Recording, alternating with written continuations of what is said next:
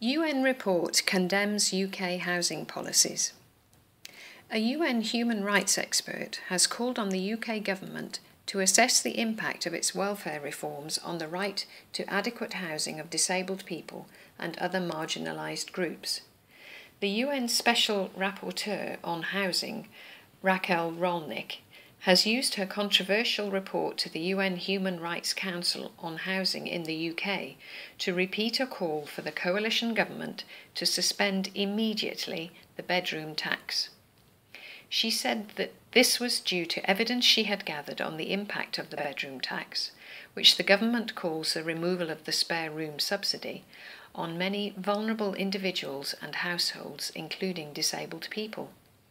She also says in her report that testimony she heard from many disabled people during her evidence-gathering trip to Britain last August and September showed a threat to their hard-won right to live independently. Her report says that the combination of an acute shortage of adapted and affordable accommodation and changes to the welfare system have left many disabled people between a rock and a hard place, forced either to move to a smaller home or face rent arrears and eviction.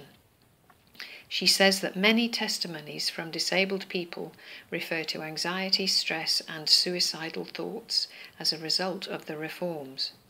Rolnick says the government should consider whether some of the welfare reforms it has introduced since 2010 are having a disproportionate impact on specific groups, including disabled people. Some policies that had gradually improved the right to adequate housing under previous governments are now being eroded, and the housing sector has changed to the detriment of the most vulnerable. She also writes of her concern that recent measures are contributing to an increased vulnerability of those who, until a few years ago, were protected, including disabled people.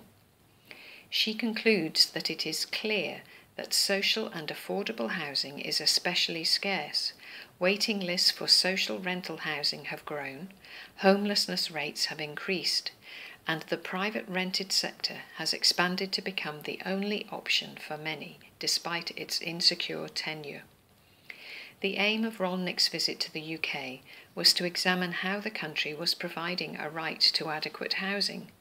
Her report is due to be presented to the UN Human Rights Council in Geneva on the 10th of March, at a session which will be attended by the UK government, which will be able to respond.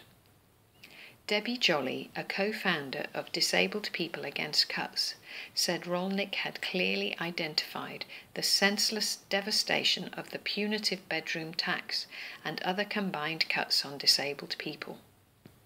Source: The Fed, 6th of February 2014, report from Disability News Service.